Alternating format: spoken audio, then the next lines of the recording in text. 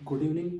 इस लेक्चर में हम मेनली हमारा डिस्कशन होगा जो मैंने अभी थोड़ी देर पहले या आज शाम को आपके लिए जो मॉडल एक टेस्ट पेपर दिया कि भाई कल माइनर टेस्ट है तो उससे पहले आप एक बार ये ट्राई करके देख लीजिए।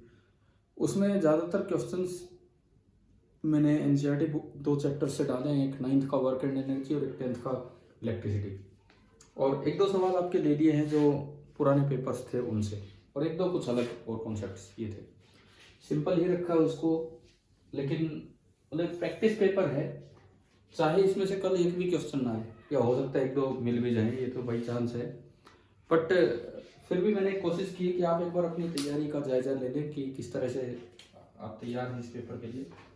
तो अब हम ये डिस्कशन लेते हैं सीपीपी नंबर 9 का। सबसे पहले मैं आपको आंसर की देता हूँ, तो शायद आप लोग अटेंड कर चुके होंगे। 13 सवालों के आंसर्स। फर्स्ट का आएगा सी, अभी हम डिस्कस करेंगे। Second B, third D, fourth A, fifth B, sixth C, seventh C, eighth B, ninth सी,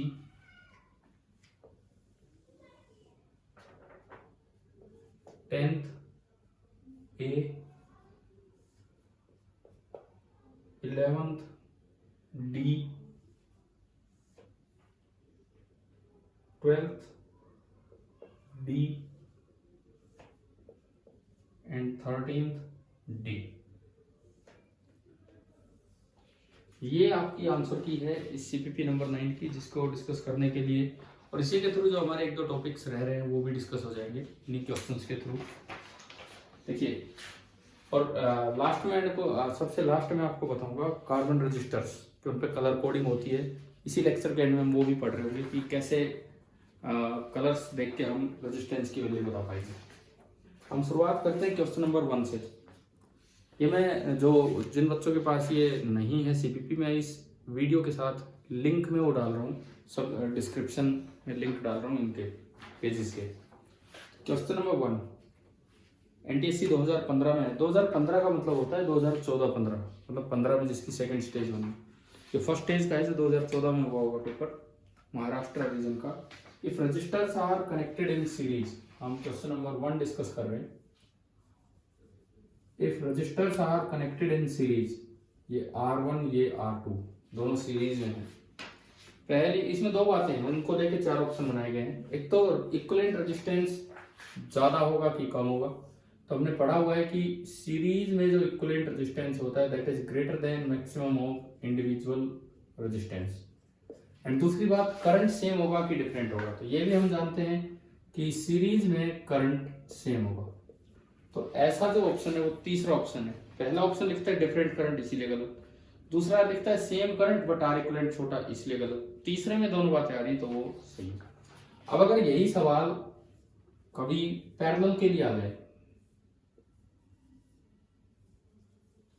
यही सवाल कभी पैरेलल के लिए आएगा, तो आर इक्विवेलेंट तो स्मॉलर हो जाएगा, जो भी छोटा है उससे भी छोटा हो जाएगा, एंड वहां पे सेम वोल्टेज आएगी। करंट तो अलग होंगे लेकिन वोल्टेज सेम हो जाएगी।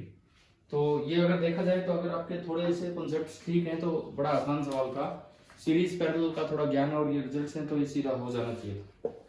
चलो कोई नहीं, ये तो हमने रेंडमली सेलेक्ट किया 2015 वाले पेपर से। क्वेश्चन नंबर 2, ये हो सकता है आपने देख भी लिया हो क्योंकि ये सोल्ड एग्जांपल है, पेज नंबर 219 10th की एनसीईआरटी का। An electric refrigerator rated 400 vote, जो पावर रेटिंग है दैट इज 400 वोट, इतनी पावर वो यूज कर रहा होगा, हम ये मान रहे हैं। ऑपरेट्स 8 आवर्स ए डे, यानी कि एक दिन में 8 घंटे कर रहे हैं और 30 दिन तक इसको चलाना है, तो total time 8 hours a day into 30 days, ये कैंसिल, तो टोटल टाइम आ गया 240 आवर। टोटल जो टाइम आया दैट इज 240 आवर। तो ये लिखता है कि what is the cost of the energy to operate for 30 days at ₹3 per kilo watt hour. तो सबसे पहले तो आप निकालो energy consume, that is equal to power into time. So that is equal to 400 watt into 240 hour. ऐसे सवालों में इस आर को सेकंड में मत कन्वर्ट किया करो, वाट आवर में चलने दो। 24 4 96 96,000 वॉट आर ये एनर्जी यूज हुई है। तो आप यहां से निकालो number of units. Number of units कितनी कंज्यूम की, किलोवाट आवर में कन्वर्ट कर दो। तो 96,000 को आपने 1000 से डिवाइड किया, ये कैंसिल हो गया, ये आपका आ गया 96 यूनिट्स, मतलब 96 किलोवाट आवर। यूनिट का मतलब होता है 1 किलोवाट आवर, जो कॉमर्शियल यूनिट है। 96 यूनिट्स आपने यूज की और 1 यूनिट का खर्चा दे रखा है 3 रुपए। तो कॉस्ट 96 इंटू 3, 3 से 18, 3 27 और 28, यानी कि इतने रुपए खर्चा आ गया होगा केवल इस रेफ्रिजरेटर की वजह से। वैसे सॉल्व एग्जांपल है तो आप वहां से भी देख सकते थे। ये आपका हो गया क्वेश्चन नंबर 2। अब मैं चलता हूं क्वेश्चन नंबर 3 पे। मैंने जस्ट कुछ सिंबल्स पिक किए, आपकी बुक में जो टेबल दी है यहाँ लिखा हुआ है एनसीईआरटी टेबल 12.1 पेज नंबर 203। कुछ सिंबल्स पिक किए और कहा वर्टिकली आप सोचिए ये ऑर्डर है तो इससे मैच करना है। अब देखो पहला सिंबल ये है, this is an open plug की। ओपन प्लग की का मतलब है कि ऑफ स्विच, मतलब जिस भी चीज में ये कनेक्ट होगा, जिस भी चीज में ये कनेक्ट होगा करंट फ्लो नहीं करेगा, I will be equal to 0 जिस भी ब्रांच में होगा। तो ये तो हो गया आपका ऑफ स्विच या ओपन की या जो ओपन स्विच, जिस तरह से भी इन्होंने लिखा है। अगर आप इसमें डॉट लगा देते हैं, यहीं पे देखो डॉट लगाने का मतलब है कि क्लोज हो गई है, यानी कि ऑन स्विच हो गया। तीसरा क्या दिखाया गया है आपकी एनसीईआरटी टेक्स्ट बुक में कि एक तो इस तरह से कई बार डायग्राम होते हैं और एक कई बार यूं होते हैं। आप उसको यूं डॉट भी दिखा सकते हो, नहीं तो इन्होंने डॉट दिखाया है। तो डॉट दिखाने का मतलब होता है कि ये एक वायर का जॉइंट है यहाँ जुड़ी हुई, और इस तरह दिखाने का मतलब है कि इलेक्ट्रिकली वायर से एक दूसरे से कनेक्टेड नहीं है। तो ऐसी अगर आप 4 चीजें देखते हो तो ये डी ऑप्शन बन रहा है कि पहला ओपन स्विच, दूसरा क्लोज स्विच, तीसरा वायर ज्वाइंट, चौथा वायर क्रॉसिंग विदाउट ज्वाइनिंग। बाकी इस बुक में टेबल में कई चीजें हैं तो आप एक बार देख लेना वो सारे के सारे। ये इस तरह से भी क्वेश्चन आए नहीं है एनसीईआरटी एनटीएससी में, बट कुछ भी नया आ सकता है तो इसीलिए मैंने डाल दिया था यहाँ पे। नेक्स्ट नंबर 4, मोल टू नो में एक थोड़ा जिक्र कर रखा है कि फ्लो ऑफ चार्जेस का। एग्जैक्टली ये सवाल नहीं आया, लेकिन 2-3 साल पहले क्या सवाल आया था वो भी मैं आपको बताऊंगा। उस मोल टू नो में थोड़ा जिक्र किया है कि एक तो बिना कोई पोटेंशियल डिफरेंस अप्लाई किए जो कैरियर्स होते हैं इलेक्ट्रॉन्स, उनके पास जो वेलोसिटी होती है थर्मल मोशन, थर्मल वेलोसिटी, वो बड़ी जिगजैग वेलोसिटी होती है, कभी इधर गया कभी इधर गया, पर नेट डिस्प्लेसमेंट नहीं हो पाता, वो इलेक्ट्रॉन वही टक्कर मारता रहता है। तो उसका जो नेट डिस्प्लेसमेंट होगा, एक्चुअली एनटीएससी में 2-3 साल पहले यही सवाल आया था कि in the absence of external potential difference, external voltage की नेट डिस्प्लेसमेंट होता है नहीं इलेक्ट्रॉन का, तो नहीं होता है, तो इसलिए कोई करंट होता ही नहीं। ये तो है इसकी थर्मल स्पीड। अब जब आप फील्ड अप्लाई करते हो बैटरी अप्लाई करके, तो उसमें बुक में आपकी में दिया हुआ है मोर टू नो ऊपर उसी पेज पे कि एक थोड़ी सी स्पीड आती है drift speed, and that is in millimetre पर सेकेंड, और उस स्मॉल ड्रिफ्टिंग की वजह से वायर में करंट आता है। तो इन्होंने पूछा कि which of the following characteristics of electrons determine the current in a conductor, drift velocity alone, thermal velocity alone, both drift and thermal velocity, neither drift nor thermal. तो केवल ड्रिफ्ट की वजह से आता है, यानी कि ए। फोर्थ का आंसर होगा ए। अब ये इतनी कम है बावजूद इसके करंट ज्यादा हो जाता है, उसका कारण कई है। उसके कारण है I is equal to M E A V D, एक फॉर्मूला आएगा आगे चल के। तो क्या होता है, A area of cross section वो भी कम ही रहता है, वी डी ड्रिफ्ट स्पीड वो भी कम ही रहता है, चार्ज ऑफ इलेक्ट्रॉन वो भी कम ही रहता है, लेकिन एन यहाँ पे होता है number density of free electrons, number of free electrons per unit volume, ये बहुत ज्यादा होता है, नियरली 10⁻29 पर मीटर क्यूब में चला जाता है। तो इसकी वजह से कम ड्रिफ्ट स्पीड होने के बावजूद करंट अच्छा खासा मेंटेन हो जाता है। चलिए हम अगले सवाल पे चलते हैं। Question number 5। देखो, इस पेपर के डिस्कशन से भी हम काफी कुछ सीख रहे होंगे। अगर आपने पेपर ट्राई कर लिया है तो अब समझिए अब इस चीज को ध्यान से। क्वेश्चन नंबर 5 पे हम हैं। ये लिखता है several electric bulbs design to be used on a 220 volt electric supply line are rated 10 watt. अब एक बार मैं आपको बल्ब की रेटिंग का मतलब समझा देता हूं। जैसे ये कोई बल्ब है, कोई भी अप्लायंस है, मैं आपको एक बार इसी क्वेश्चन के थ्रू एक चीज समझाता हूं। Rating of an appliance. एक बल्ब के ऊपर, जैसे पहले हम बल्ब लाते थे, दो चीजें मार्क होती हैं, एक वोल्टेज में और एक वोल्ट में, एक वोल्ट में और एक वॉट में। ये जो वोल्ट में वैल्यू होती है उसे हम बोल देते हैं वीएस। वीएस का मतलब होता है स्पेसिफाइड वोल्टेज। स्पेसिफाइड वोल्टेज का मतलब मैक्सिमम वोल्टेज जो ये बल्ब सहन कर सकता है। एंड डब्ल्यू को बोलते हैं वोल्टेज। डब्ल्यू को हम बोलते हैं वोल्टेज। वोल्टेज का मतलब ज्यादा से ज्यादा पावर जो ये बल्ब झेल सकता है या कंज्यूम कर सकता है वो। ये लिमिटिंग है। रेटिंग मतलब मैक्सिमम। रेटिंग का मतलब रेट नहीं है, रेटिंग मतलब कहां तक आप जा पा रहे हो। कोई पैसे वाली बात नहीं कि कितना कॉस्ट है ये सब। तो देखिए, मान लो आपने इस बल्ब को ऑपरेट किया, आपने इस बल्ब को ऑपरेट किया किसी V वोल्टेज पे, और V लेस देन VS है, क्योंकि VS से ज्यादा अप्लाई कर दिया जब तो फ्यूज ही हो जाएंगे बल्ब। आजकल इतना दिक्कत नहीं है, पहले जब हम छोटे बच्चे थे तो बहुत बल्ब फ्यूज हुआ करते थे। लाइट कम ज्यादा ज्यादा मतलब फेस टू फेस लाइट बोल देते थे उसे, बहुत आया करती थी और लगभग घरों में बल्ब फ्यूज होते रहते थे, तो नए लाते रहते थे हम। तो वो क्यों होते हैं? अगर अप्लाइड वोल्टेज VS से ज्यादा आ गई तो बल्ब फ्यूज हो जाएगा, इससे ज्यादा वो नहीं झेल सकता है। अच्छा, अगर VS आई तो W झेलेगा। अब देखो, पावर का फॉर्मूला होता है V²/R। तो मैं यहां से बल्ब की रेजिस्टेंस निकाल सकता हूं कि जब V की वैल्यू VS होगी तो पावर W होगी, यानी कि W is equal to VS²/R।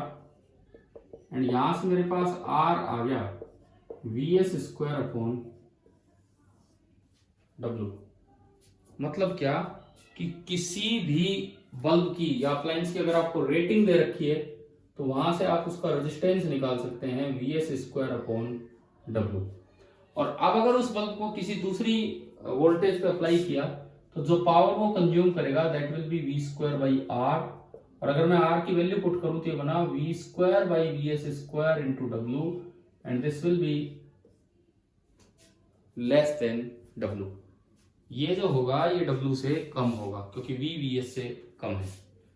तो ये रेटिंग ऑफ एन अप्लायंस के बारे में आपको पता होना चाहिए। ये चीज याद रखो कि अगर वोल्टेज रेटिंग ये है और पावर रेटिंग ये है तो रेजिस्टेंस ऑफ द बल्ब जब आप इस समय यूज कर रहे होंगे तो इतना है, और कम वोल्टेज पे यूज करेंगे तब भी आप अप्रोक्सीमेटली यही रेजिस्टेंस ले सकते हैं। एग्जैक्टली ये नहीं होता है, वो कभी फिर पढ़ाएंगे आपको, उस बारे में भी हम चलेंगे। लेकिन अभी आप जस्ट ये चीजें समझ लो इतना कि रेटिंग से कैसे रेजिस्टेंस निकलता है। अब मैं क्वेश्चन नंबर 5 पे आता हूं कि एनसीईआरटी बुक से ही लिया है ये एक्सरसाइज से। 5वां सवाल। देखो, मैंने आपको 2-3 दिन हो गए मुझे बोलते हुए कि अपनी एनसीईआरटी की एक्सरसाइज और एग्जांपल सारे कंप्लीट कीजिए, कोई डाउट्स हो तो पूछिए। अभी भी आज रात का टाइम है, कल दिन में कभी टेस्ट होगा तो उससे पहले आप ये चीजें करके रखें। मैंने कुछ सेलेक्ट किए हैं क्वेश्चन जो मुझे ठीक लगे वो। अब देखो, several electric bulbs design to be used on a 220 volt electric line supply. एक 220 वोल्ट की सप्लाई है, 220 वोल्ट की सप्लाई है, आपको कई बल्ब यूज करने हैं। और रेटेड 10 वोल्ट, 220 वोल्ट की सप्लाई पे उनकी रेटिंग है 10 वोल्ट, ठीक है। How many lamps can be connected, मतलब रेटिंग का मतलब ज्यादा से ज्यादा वो 10 वोल्ट झेल सकते हैं। How many lamps can be connected in parallel with each other across the two wires of 220 volt supply, the maximum allowable current is 5 ampere. अब देखो, हमने माना कि भाई हम बल्ब लगाना है। बल्ब को मैं रेजिस्टेंस से दिखा सकता हूं और कुछ नहीं। हमने माना कि ऐसे ऐसे हमने n बल्ब्स लगा लिए, ये टोटल n बल्ब्स हैं। और जहां क्वेश्चन में दिया गया है कि करंट मैक्सिमम लाना है 5 एम्पियर। अब सारे बल्ब आइडेंटिकल हैं तो सब में बराबर करंट बढ़ जाना है, यानी कि हमें ये पता लग गया कि हर साइड जो करंट होगा, हर एक साइड करंट होगा 5/n एम्पियर। हर एक साइड जो करंट आएगा that will B 5/n ampere. Supply parallel में सबके पास पूरी 220 वोल्ट पहुंच रही है, तो यहां जो पावर कंज्यूम्ड होगा that will be V square, O sorry, अब देखो पावर हमने इसके पढ़े थे 3 फॉर्मूले, V इंटू आई या वी स्क्वायर बाई आर या आई स्क्वायर इंटू आर। तो मुझे यहाँ करंट भी दिख रहा है हमें 5/n और वोल्टेज भी दिख रही है 220 वोल्ट, तो मुझे ये वाला फॉर्मूला यूज करना चाहिए। तो एक बल्ब ने जो पावर कंज्यूम की होगी that will B voltage 220 into current 5/n। Voltage 220 into current 5/n, और ये कहता है कि ज्यादा से ज्यादा वो 10 वोल्ट झेल सकता है। देखो यहाँ से n 220 इंटू 5 22 5 110 1100, 220 इंटू 5 1100 बटे P या 5 n इतना है। अब देखो ज्यादा से ज्यादा जो बल्ब झेल सकता है वोल्टेज दैट इज 10 वोल्ट। एक बल्ब मैक्सिमम 10 वोल्ट झेल सकता है। तो अगर मैं लिमिटिंग वैल्यू पे चलूं तो P को मैंने 10 रखा, तो n आ रहा है 1100 बटे 10 110, यही n की वैल्यू। अब ये कह रहा है कि how many lamps can be connected in parallel, कि भाई आप कितने लैंप्स को कनेक्ट कर सकते हो पैरेलल में। तो ये n की मिनिमम वैल्यू है कि मैक्सिमम। देखिए P मैक्सिमम है, P डिनोमिनेटर में है, तो P मैक्सिमम है, तो इसका मतलब n मिनिमम आ गया 110। कम से कम n इतना हो या फिर इससे ज्यादा। इससे ज्यादा हो तो कोई दिक्कत नहीं है, बल्ब में और करंट बटेगा, सब में कम हो जाएगा, तो फ्यूज होने के चांस कम है। तो एक लिमिटिंग वैल्यू आई 110। 109 कनेक्ट नहीं कर सकते हैं, 111 कनेक्ट आप कर सकते हैं। तो ये लिखता है कि how many lamps can be connected in parallel with each other. अब जो ये पूछने का तरीका है, वैसे तो आप 110 भी कर सकते हैं, 220 भी और 440 भी। 110 220 440, लेकिन सिंगल करेक्ट आंसर तो मतलब आपको लिमिटिंग वैल्यू देनी है, तो n की मिनिमम वैल्यू यहाँ पे ली जाएगी 110। एनसीईआरटी का क्वेश्चन था इसलिए एज इट इज टाइप कर दिया। और ज्यादा एक्यूरेट आप ये ले सकते थे कि मिनिमम नंबर ऑफ लैंप्स कितने कनेक्ट होंगे, तो वो 110 आ गए। रेटिंग भी आपको समझ में आया, साथ में पी के फॉर्मूले वी आई और ये सब समझ में है। तो ये आपका हो गया क्वेश्चन नंबर 5। मैंने इस पेपर में 7 सवाल डाले हैं करंट इलेक्ट्रिसिटी से और 6 सवाल डाले हैं वर्क एनर्जी के, जो आपका कल का सिलेबस है उसके अकॉर्डिंग। इसके बाद देखिए क्वेश्चन नंबर 6 मैंने रिपीट कर दिया है, क्योंकि ये तो पहले भी एक लेक्चर में मैंने लिया था, जो इनफाइनाइट नेटवर्क वाला लेक्चर था उसमें, बट उसके बाद भी 1-2 बच्चों ने पूछा था, तो इसलिए मैं बता रहा हूँ। इंपॉर्टेंट क्वेश्चन ये पहले भी था, पहले इसलिए नहीं डालते थे पेपर्स में, यार क्यों लगता था ये कहाँ आएगा, ये सोचते थे यार ये कहाँ आएगा एनटीसी में, लेकिन ये भी आ गया और अपने हरियाणा रीजन वाले में आया पिछली बार।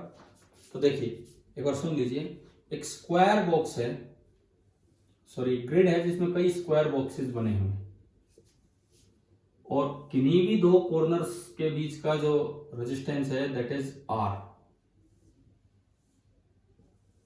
किन्हीं भी 2 कॉर्नर्स के बीच का रेजिस्टेंस है R, 2 एडजेसेंट पॉइंट्स के बीच का।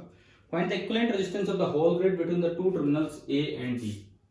इन्होंने 2 टर्मिनल लिए A और B, उनके बीच का इक्विवेलेंट रेजिस्टेंस निकालना है। तो तरीका देखिए आप क्या है भाई। इक्विवेलेंट रेजिस्टेंस का मतलब है कि अगर मैं एक बैटरी कनेक्ट कर दूं A और B के बीच में, मैं एक V वोल्ट की बैटरी लगा दूं और ये करंट आई जाए इस सर्किट में, ये करंट आई अगर फ्लो करे, तो जो इस पूरे नेटवर्क का जो R इक्विवेलेंट होगा, R equivalent between A and B, this will be equal to B upon I। ये मतलब है, मतलब किसी भी तरीके से मुझे ये निकालना है, R equivalent will be equal to V upon I। अब V अपॉन I में कैसे निकाल के लाऊं, देखो इसको करने का तरीका क्या है। इनफाइनाइट ग्रिड वाले क्वेश्चंस को आप ऐसे सोल्व कर सकते हैं। देखिए सबसे पहले आपने यूं माना कि आपने बैटरी को इस तरह कनेक्ट किया कि एक एंड इधर और दूसरे की अर्थिंग कर दी, और अब मैंने माना कि अगर करंट आई आया तो दूसरे की अर्थिंग कर दी, तो चारों रास्ते यहां बटने के लिए एक जैसे हैं, क्योंकि इनफाइनाइट है, इधर भी इनफाइनाइट, इधर भी, इधर भी, इधर भी। तो भाई पाथ सिमेट्री चारों में बराबर बटेगा। I/4, I/4, this is again I/4, this is again I/4। चारों में ये बराबर बटेगा भाई पाथ सिमेट्री, पहली चीज ये। तो अगर केवल इधर बैटरी से करंट आना होता तो बीच वाली ब्रांच में जाता I/4। अब अगर मैं केवल एक काम और करूं कि बी से करंट बाहर निकालूं इस तरह से बैटरी लगा के अर्थिंग करके, ये वही V वोल्ट की बैटरी है, ये भी V वोल्ट की बैटरी थी जो आई करंट भेज रही है, और ये भी V वोल्ट की बैटरी है जो आई करंट निकाल रही है पिछली बार की तरह। तो अगर यहां से करंट आई आएगा तो मतलब चारों तरफ से I/4 आना है, क्योंकि अगेन सिमेट्री है इनफाइनाइट होने की वजह से, चारों तरफ से I/4 आना है, और इस ब्रांच से भी I/4। तो अगर आप दोनों काम एक साथ कर दो, अगर आप इन दोनों को मिक्स कर दो, मीन्स ये अर्थिंग की बजाय एक ही बैटरी से इसको भी प्रोवाइड कर दो और इसको भी प्रोवाइड कर दो, तो भी जो बंटवारा है वो यही रहना है। बस फर्क क्या होगा, ये I/4 और I/4 ये जुड़ के दोनों एक साथ में हैं, तो ये जुड़ के आपका कितना हो गया I/2। अब बाकी बचे में कितना जाएगा, अब अगर मैं बाकी का हिसाब किताब लगाऊं कि बाकी बचे हुए में कितना जाना है, तो देखिए आपको ये पता लगा कि I आया और I/2 इधर गया, यानी कि रिमेनिंग पार्ट में भी I/2 गया। I आया, I/2 इधर गया, रिमेनिंग पार्ट में भी I/2 गया। इसका मतलब अगर मैं बीच वाला I/2 हटा लूं, अगर मैं बीच वाला I/2 हटा लूं यहां से, मीन्स रजिस्टर हटा दूं, तो करंट ही I/2 जा रहा है। बीच वाला ये हटा दूं तो ए और बी के बीच इससे I/2 करंट हो गया, क्योंकि I/2 तो उसमें जा रहा था, वो हमने कम कर दिया। इसका मतलब जो रिमेनिंग नेटवर्क है R इक्वलेंट उसका होगा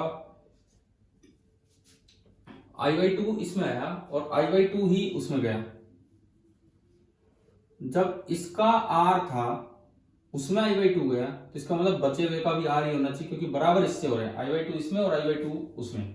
इसका मतलब ये हुआ कि जो पूरा रिमेनिंग नेटवर्क है, पूरा रिमेनिंग नेटवर्क है, आप उसको हटा के, पूरा जो भी रिमेनिंग नेटवर्क होगा आप उसको हटा के और केवल एक R लगा सकते हैं, क्योंकि बराबर करंट बटा है, I/2 इसमें और I/2 इसमें, तो R और R का A और B के बीच में इक्विवेलेंट पैरेलल में R/2। ये था ये क्वेश्चन, शायद अब तो समझ में आ जाना चाहिए। पिछली बार NTSC में आ गया तो ये काफी, देखो वैसे इरोडो का क्वेश्चन है, हम पहले भी करवाते रहे हैं ये सवाल, लेकिन NTSC में आने के बाद अभी जरूरी हो गया है कि 10th क्लास के बच्चे को भी ये सवाल आए। और ये लॉजिक क्या है, बस सिमेट्री एंड सुपरपोजिशन प्रिंसिपल, मतलब दोनों को सम किया, यही है सुपरपोजिशन प्रिंसिपल। ये आपका हो गया क्वेश्चन नंबर 6। अब मैं आता हूं क्वेश्चन नंबर 7 की तरफ, इस पेपर के क्वेश्चन नंबर 7 में। To get maximum resistance in an external resistance R by using a combination of small number of identical cells। Sorry, आपने कुछ सेल्स लिए, तो ये मैंने भाई 3 लेक्चर आपके लिए लिए थे, एक सीरीज ग्रुपिंग ऑफ सेल्स, एक पैरेलल और एक मिक्स। तो उसमें ये रिजल्ट्स बताए थे, सीरीज में सेल तब लगाने चाहिए जब एक्सटर्नल रेजिस्टेंस बहुत हाई हो as compare to small r, internal resistance of each cell. Parallel में तब लगाने चाहिए मैक्सिमम करंट लाने के लिए जब एक्सटर्नल रेजिस्टेंस बहुत ही लो हो as compare to small r। और मिक्स्ड कॉम्बिनेशन तब यूज करना चाहिए जब r कंपेरेबल हो स्मॉल r के, और उसमें भी I मैक्सिमम तब होगा जब आप इस तरह से अरेंज कर लें कि when R is equal to R equivalent. ये आपको क्वेश्चंस के थ्रू भी समझाया गया था, तो ये वो था। तो पहले दोनों ऑप्शंस गलत हैं, आप देख सकते हैं अपने इस असाइनमेंट में। तो केवल तीसरा ऑप्शन सही है कि मिक्स में यूज करने चाहिए जब एक्सटर्नल रेजिस्टेंस कंपेरेबल हो, क्योंकि पहले में इसने लिख दिया सीरीज में तब यूज करो जब कैपिटल R एक्सटर्नल बहुत ही कम है, वो तो पैरेलल में यूज करना होता है, तो ये गलती है इसमें। क्वेश्चन नंबर 8 पे हम चलते हैं 7th के बाद। 7th वाले अपने भैया 3 लेक्चर्स आप देख सकते हो, वीडियो लेक्चर्स हैं ये, सीरीज पैरेलल और मिक्स ग्रुपिंग ऑफ सेल्स वाले। 8 एनसीईआरटी एग्जांपल 11.7, अब ये 9th की बुक का है। 2 girls each of weight 400 newton climb up a rope through a height of 8 metre. 8 metre की हाइट से 2 लड़कियां एक रस्सी चढ़ी, दोनों का वेट भी सेम है, दोनों का वेट भी सेम है, इसका वेट भी 400 न्यूटन है और इसका वेट भी 400 न्यूटन है। दोनों ने जो हाइट राइज की वो भी 8 मीटर है और ये भी 8 मीटर है। तो अगर पूछा जाए वर्क कितना किया, तो देखो जब इसका वेट 400 न्यूटन है तो रस्सी ने इस पे फोर्स लगाया होगा 400 न्यूटन। स्लोली अगर ये गया है तो फोर्स ऊपर लगा होगा रस्सी की, टेंशन और displacement 8 into cos 0 F S कोस 0 832, तो 3200 जूल वर्क ही तो इसने किया एंड 3200 जूल वर्क इसने किया। अगर दोनों स्लोली गए हैं तो कुछ नहीं दिया तो मानते कि स्लोली गए, ठीक है। लेकिन पावर का जिक्र किया है। देखो पावर एक बहुत अलग चीज है, पावर ज्यादा इंपॉर्टेंट होती है। मुझे बोला जाए कि भाई ये पत्थर उठा के इसके ऊपर रखना है, एक तगड़ा सा आदमी आया, उसने 2 सेकंड लगाए। मैं कभी अपने पैर पे रख रहा हूँ, कभी यहाँ रख रहा हूँ, मेरे को 1 घंटा लग गया। वर्क दोनों ने सेम किया, पत्थर यहाँ रख दिया। लेकिन ज्यादा पावरफुल मैन कौन है आप देखते बता सकते हैं। अगर फिजिक्स नहीं आती तो भी आप बता सकते हो। वो 2 सेकंड में रख गया, वो पावरफुल है। पावरफुल मतलब वर्क तो सेम किया पर जल्दी किया, तो पावर इस चीज से रिलेटेड होती है। तो इसमें कहा गया कि आपको दोनों की पावर बतानी है। तो work divide by time, energy spend divide by time is power. Girl ने लिए 20 सेकेंड, तो 3200 बटे 20 सेकेंड 0 0 16 160 वोट, ये पहले की पावर होगी। एंड दूसरे ने लिए 50 सेकेंड 0 0 5 से गया 5 6 30 5 4 20 64 वोट, ये दूसरे की पावर होगी। तो ऑप्शन आ गया बी। ये क्वेश्चन इसलिए भी इंपॉर्टेंट है कि सेम वर्क किया दोनों ने, फिर भी पावर कितनी इंपॉर्टेंट है आप देखिए। जो जल्दी करके हो ज्यादा पावरफुल है, आम आदमी भी यही कहेगा, तो वही ये क्वेश्चन कह रहा है। Question number 9, work done by a force on an object is. देखो अक्सर बच्चे वर्क में एक गलती क्या करते रहते हैं कि सीधा ले लेते हैं बस वर्क बराबर एफ इंटू एस। भाई एफ इंटू एस नहीं होता, वर्क होता है F into S into cos theta. और मैंने आपको बताया था कि अगर थीटा एक्यूट है तो वर्क पॉजिटिव होगा, अगर थीटा ऑब्ट्यूस है तो वर्क नेगेटिव होगा, और अगर थीटा 90 डिग्री है तो वर्क 0 होगा। अब आप अपने अकॉर्डिंग इसका आंसर छाट सकते हैं। तो इसमें 0 दे रखा है जब फोर्स और डिस्प्लेसमेंट के बीच राइट एंगल है तब। क्लियर, कांस्टेंट फोर्स का वर्क ऐसे निकलता है, ये हम डिस्कस कर चुके हैं। अच्छा क्वेश्चन नंबर 10, ये मैंने क्यों दिया यहाँ पे कि एनसीईआरटी बुक में इसका आंसर 210 जूल दे रखा है, जबकि माइनस 210 जूल आएगा। Certain force acting on a 20 kg mass changes its velocity from 5 meter per second to 2 meter per second. This is a question based on work energy theorem. Work energy theorem पे based ये question है। इसमें कहता है कि एक force लगा 20 kg मास पे और उसने उसकी वेलोसिटी, तो आप पहले लिखो kinetic energy initial half into M into 5 का स्क्वायर 10, तो ये आया 250 जूल। फिर आप लिखेंगे काइनेटिक एनर्जी फाइनल, तो उसकी स्पीड होगी 2 हाफ इंटू 20 इंटू 2 का स्क्वायर यानी 40 जूल। अब वर्क एनर्जी थ्योरम कहती है work done is equal to change in kinetic energy K E final minus के ई इनिशियल, तो ये 40 जूल माइनस 250 जूल, तो आंसर आएगा माइनस 210 जूल। अब मेरी वाली बुक में तो प्लस 210 लिखा था, आप देख लेना, सही कर लेना अगर एनसीईआरटी में आंसर ये हो तो। वर्क एनर्जी थ्योरम पे ये बेस्ड है। नेक्स्ट है 11th, a freely falling object eventually stops on reaching the ground. ये एनसीईआरटी उस चैप्टर का लास्ट क्वेश्चन है। ये तो इतना ही था, what happens to the kinetic energy, ना पीछे आंसर दिया, मैंने 4 ऑप्शन बना के दे दिए। एक बॉल को आपने रोका और इट इवेंचुअली मतलब धीरे धीरे इट स्टॉप्स। भाई ये टाइप ऑफ कोलिजन पे डिपेंड करता है। एक बॉल आई, टकराई, फिर कुछ राइज करेगी, कम हाइट तक जाएगी, टकराएगी, फिर कुछ राइज करेगी और कम हाइट तक जाएगी, टकराएगी, और हर बार हाइट कम होती चलती है। तो ये कहा है कि देखो सवाल तो इतना सा कि इसकी काइनेटिक एनर्जी कहां गई जब ये रुक गई। पहले तो मैं आपको वो समझाऊं। फर्स्ट ऑप्शन रिमेन्स कंजर्व, ना जी ना, काइनेटिक एनर्जी कहां कंजर्व रही, कभी बढ़ी फिर कम हुई, फिर बढ़ी फिर कम हुई। Second gets converted into GP, ये रुक गई, रुकने के बाद ना तो ग्रेविटेशनल पोटेंशियल एनर्जी, क्योंकि ग्राउंड लेवल पे तो हम 0 मानते ही, पहले बल्कि जीपी ज्यादा थी, और ना काइनेटिक एनर्जी, तो वो तो कन्वर्ट हुई नहीं इसमें। Is lost but total mechanical energy is conserve, ये यहां से यहां तक की बात कर रहे हैं। ठीक है, काइनेटिक एनर्जी लॉस्ट यहाँ तक ठीक है, पर टोटल मैकेनिकल एनर्जी कहाँ कंजर्व है? मैकेनिकल एनर्जी तो होती है सम ऑफ पोटेंशियल प्लस काइनेटिक। अब ना तो पोटेंशियल एनर्जी है इसके पास, ना काइनेटिक एनर्जी है, तो दोनों ही लॉस होगी। तो चौथा ऑप्शन है gets converted into non mechanical form. ये सही है क्योंकि टक्कर में कुछ आवाज प्रोड्यूस होगी, कुछ हीट प्रोड्यूस होगी। ये जो इस तरह की फॉर्म्स है these are non mechanical forms of energy. तो ये आखिरी ऑप्शन सही है। अब आप ये देखो, इस तरह के सवालों में होता क्या है, एक टर्म हम प्लस वन में पढ़ेंगे जिसे बोला जाता है कोफिशिएंट ऑफ रेस्टिट्यूशन। कॉलिजन में हमने 9th में आपको थोड़ा पढ़ाया था, शायद इसका जिक्र किया था एक बार। Coefficient of restitution,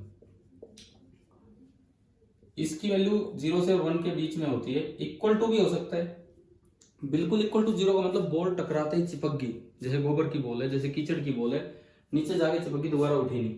equal to 1 हो तो इलास्टिक कोलिजन होता है, ये आइडियल कोलिजन है, ऐसे होते नहीं है। ऐसे में तो बॉल रुकेगी नहीं, बार बार ऊपर नीचे आती रहेगी, इस तरह का काम हो जाएगा। जनरली ये जो ई है ये 1 से कम होता है। तो होता क्या है, जब मान लो बॉल यहां से स्टार्ट हुई, इनिशियल स्पीड है 0, टक्कर से जस्ट पहले उसकी स्पीड है v1, तो टक्कर के जस्ट बाद उसकी स्पीड हो जाएगी e इंटू v1। जो हाइट वो गेन करेगा, अगर वो h हाइट से चल के आया है तो वो e स्क्वायर टाइम्स h तक ही पहुंचेगा। e छोटा है 1 से तो e स्क्वायर भी कम होगा, और यहाँ पे कुछ परसेंट एनर्जी नष्ट हो जाती है। सपोज कीजिए पहली बार h हाइट से आया, h1 हाइट से, और दूसरी बार ये h2 हाइट तक पहुंचा है। आपको पता लगाना हो कि कितनी परसेंट एनर्जी कोलिजन में गई। हम ये मान रहे हैं कि बाकी एयर नहीं है, वैक्यूम में थ्रो किया है। तो देखो, initial potential energy mgh1, first के बाद mgh2, लॉस होता है इनिशियल माइनस फाइनल। अब कोई कहे भाई यहां से यहां क्यों देखा, बस जस्ट यहां देखना था, तो लॉस ही यहां हुआ, और कहीं तो लॉस ही नहीं हुआ। तो लॉस हुआ है mgh1 माइनस mgh2।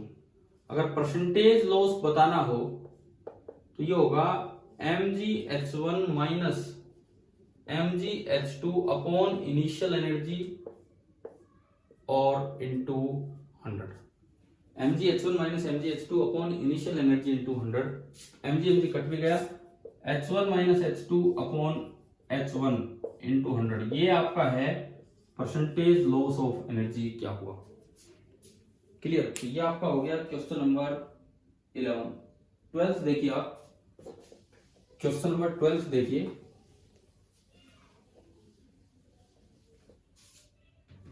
ट्वेल्थ में है spring of force constant K is stretched by a distance x, the potential energy stored। भाई सीधा फॉर्मूला है हाफ के एक्स स्क्वायर, कि अगर आप किसी स्प्रिंग को x डिफॉर्म कर देते हो तो जो पोटेंशियल एनर्जी होगी हाफ के एक्स, और इसमें किसी भी ऑप्शन में हाफ के एक्स स्क्वायर नहीं दिया था, इसलिए नन इसका आंसर है।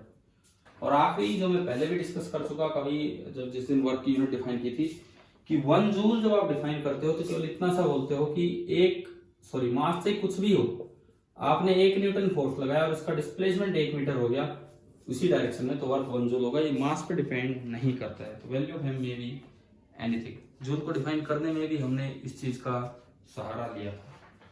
अब एक आखिरी चीज है जो मैं बता रहा था इसमें, कि कार्बन रजिस्टर्स होते हैं। मैं आपको दिखा देता हूं कि कैसे होते हैं कार्बन रजिस्टर्स। आप ये देखिए, this is a carbon register, this is a carbon register. इस पर कुछ कलर्ड बैंड्स बने हुए हैं, कुछ कलर्ड बैंड्स बने हुए हैं।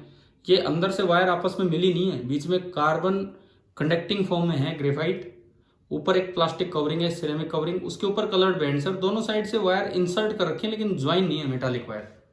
तो देखते हैं हम इस चीज को। दोनों साइड से जो वायर दिखाई हैं ये इसके अंदर बस वैसे ही लगी हुई है, जैसे बीच में कार्बन है, ग्रेफाइट फॉर्म होगी शायद, जो कंडक्टिंग फॉर्म है वो। दोनों साइड से केवल और केवल मेटल की वायर, बस इसमें कुछ इंसर्ट है, कुछ अंदर तक, पूरी ज्वाइन नहीं है। और इसके ऊपर है आपकी कवरिंग,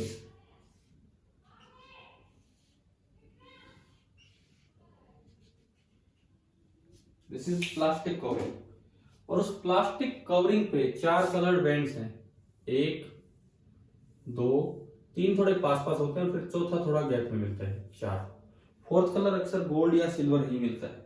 वो रेजिस्टेंस नहीं बताता, और रेजिस्टेंस में कितनी टॉलरेंस है, मतलब कितनी परसेंटेज एरर हो सकता है, उसका जिक्र करता है। अब जैसे मान लो मैं अगर इसकी कलर्स की बात करूं इस वाले रजिस्टर में, तो इसमें मुझे जो पहला कलर दिख रहा है दैट इज ब्राउन। अभी आपको समझाता हूं कि इनका मतलब क्या है। दूसरा कलर जो दिख रहा है दैट इज ब्लैक। तीसरा कलर इसमें दिख रहा है ग्रीन एंड चौथा कलर दिख रहा है गोल्डन। पहले दो कलर से दो न्यूमेरिकल वैल्यू आती है, तीसरे से मल्टीप्लायर आता है और चौथे से परसेंटेज एरर कितना हो सकता है। दिस इज फर्स्ट डिजिट, अभी समझाऊंगा क्या इसका मतलब है। This is second digit, this is multiplier and इसको हम बोलते हैं टॉलरेंस। आखिरी को हम बोलते हैं टॉलरेंस। अब देखिए एक टेबल है जिसको याद रखना थोड़ा आसान है, कई तरह की फॉर्म्स बना रखी, लेकिन आपके लिए जो सुटेबल फॉर्म है वो ये है बीबी रॉय। ये ऐसे है जैसे किसी आदमी का नाम हो। बीबी रॉय, हिंदी में बीबी रॉय नहीं भाई, इंग्लिश में बीबी रॉय। बीबी रॉय किसी का नाम है। ऑफ पढ़ा रहने दो। ग्रेट ब्रिटेन, ब्रिटेन को अक्सर ग्रेट ब्रिटेन बोलते थे। Have very good wife. Wearing, ये जो मैं साइड में लिख रहा हूं ये नहीं याद करने। Gold silver necklaces. अब देखिए एक एक सीक्वेंस बन जाएगी, ये लाइन याद करना बड़ा आसान है। BB Roy of Great Britain having very good wife wearing gold silver ornament. ना तो ऑफ से कुछ बनाना है, ना हैविंग से, ना वियरिंग से। BB Roy 5 colour, Great Britain 2 colour, very good wife 3 colour और गोल्ड सिल्वर 9 कलर। मतलब 2 ये और N फॉर 9 कलर, ये मैं कह रहा हूं। पहले आप कलर सुनो, इसमें 3 बी आ रहे हैं, बी बी एंड बी। हमें थोड़ा सा ये डिफाइन करना होगा कि बी का क्या मतलब है। फिर अगर आप इसमें देखते हैं तो 2 आपको जी भी दिख रहे हैं। इन कंफ्यूजिंग चीजों को आप छोड़िए, इसके अलावा आप बताइए कि बाकियों का मतलब आपको समझ में आ रहा है कि R stands for red, O stands for orange colour, Y stands for yellow colour, G 2 हैं, इनको भी छोड़ो अभी। V stands for violet colour, W stands for white colour, gold golden colour, silver colour and this is no colour. क्या पता band ही गायब हो, colour ही ना दिखा रखे हो। तो ये हमने आपके लिए कुछ कलर्स किए, तो वो है जो बड़े कॉमनली आपको दिख ही रहे हैं। अब देखो 3 बी आपको दिखेंगे, तो 3 बी का मतलब आपको याद रखना है। पहला बी ब्लैक, दूसरा बी ब्राउन एंड तीसरा बी ब्लू। पहला बी तीसरा बी कहाँ है, ये रहा blue. Black brown and blue. अब 2 जी भी आपको नजर आ रहे हैं। पहला जी ग्रीन, ये रहा, एंड दूसरा जी ग्रे।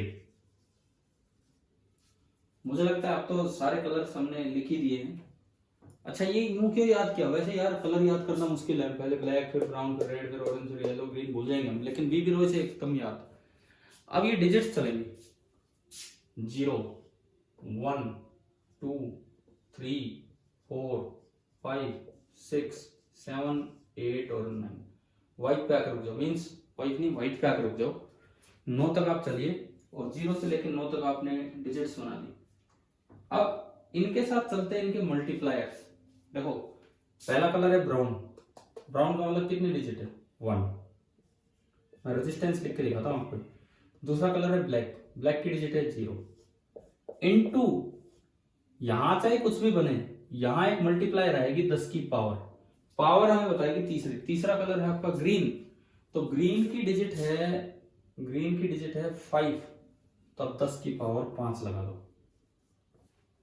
ये मत सोचना यहां 10 है तो यहां 10 लिखा है ना, ये तो 2 1 1 3 कुछ भी हो सकता था।